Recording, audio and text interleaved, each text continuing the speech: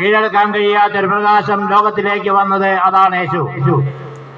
അതാണ് സകല ജനത്തിനു വേണ്ടിയുള്ള രക്ഷയുടെ സദ്വാർത്ത. ആ രക്ഷ അവഗണിക്കുന്നവരാരോ? അതുകൊണ്ടാണ് സങ്കീർത്തനം 50:22 പറയുന്നത്, ദൈവത്തെ മറക്കുന്നവരെ ഓർമ്മയിലേക്കട്ടെ, അല്ലെങ്കിൽ അവിടുന്ന് നിങ്ങളെ ചീന്തിക്കളയും, രക്ഷിക്കാൻ ആരും ഉണ്ടാകുകയില്ല. അപ്പൊ നമ്മളെ രക്ഷിക്കാനായിട്ട് ദൈവത്തിന്റെ കരങ്ങളില്ലാതെ മറ്റാരും രക്ഷിക്കാൻ വരികയില്ല. കാരണം കള്ളൻ വരുന്നത് മോഷ്ടിക്കാനും കൊല്ലുവാനും നശിപ്പിക്കാനുമാണ്. മോഷ്ടിക്കാൻ വന്നവൻ അവന്റെ ജീവൻ രക്ഷപ്പെടാൻ നോക്കുകയില്ല, അവന്റെ കാര്യം സാധിക്കാനാണ് മോഷ്ടിക്കാൻ വരുന്നത്. എന്നാൽ ദൈവം വരുന്നത് നിനക്ക് ജീവൻ നൽകാനും സമൃദ്ധമായി നൽകാനുമാണ്. അതുകൊണ്ടാണ് യോഹന്നാൻ സുവിശേഷം 1-12 പറയുന്നത്, തന്നെ സ്വീകരിക്കുന്നവർക്കെല്ലാം, തന്റെ നാമത്തിൽ വിശ്വസിക്കുന്നവർക്കെല്ലാം ദൈവമക്കളാകാൻ അവൻ കഴിവ് നൽകി. അപ്പൊ ദൈവത്തെ സ്വീകരിച്ചവർക്ക്, തന്റെ നാമത്തിൽ വിശ്വസിക്കുന്നവർക്ക് ദൈവമക്കളാകുവാൻ കഴിവ് നൽകിക്കൊണ്ട് അവിടുന്ന് നമ്മുടെ ജീവിതത്തെ മനോഹരമാക്കുവാൻ, നമ്മുടെ ജീവിതം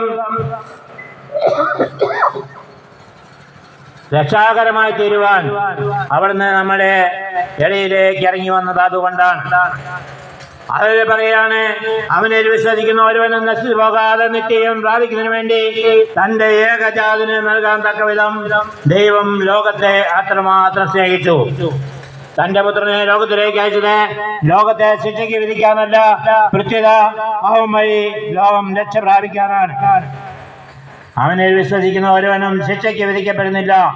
വിശ്വസിക്കാത്തവനോ തന്റെ ഏകജാതന്റെ നാമത്തിൽ വിശ്വസിക്കായ മൂലം നേരത്തെ തന്നെ ശിക്ഷയ്ക്ക് വിധിക്കപ്പെട്ടിരിക്കുന്നു. ഇതാണ് ശിക്ഷാവിധി.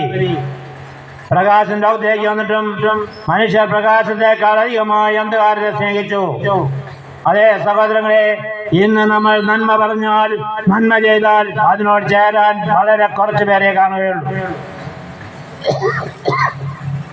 അതേ സമയത്ത് തിന്മയോട് ചേരാൻ, തിന്മ ചെയ്യാൻ, തിന്മയെ അനുകൂലിക്കുവാൻ, അതിന്റെ പിന്നാലെ കൂടുവാൻ അനവധി മക്കളുണ്ടാകും. വിദ്വേഷത്തിനും വെറുപ്പിനും വൈരാഗ്യത്തിനും വാശിക്കും കലഹത്തിനും അനേകർ കടന്നു ചെല്ലാൻ എളുപ്പമാണ്. എന്നാൽ നന്മ ചെയ്യുന്നതിന്, നന്മയിലേക്ക് കടന്നു വരുന്നതിന് നിങ്ങൾ എത്ര ക്ഷണിച്ചാലും കടന്നു വരാൻ വളരെ പ്രയാസമാണ്. സ്നേഹത്തിലേക്ക് കടന്നു വരാൻ മനസ്സ് പ്രയാസമാണ്. കാരണം എനിക്കറിയാം, ഞങ്ങളിവിടെ എല്ലാ ബുധനാഴ്ചയും ഈ ദേവാലയത്തിൽ രാവിലെ മുതൽ 2 മണി വരെ പ്രാർത്ഥനയുണ്ട്.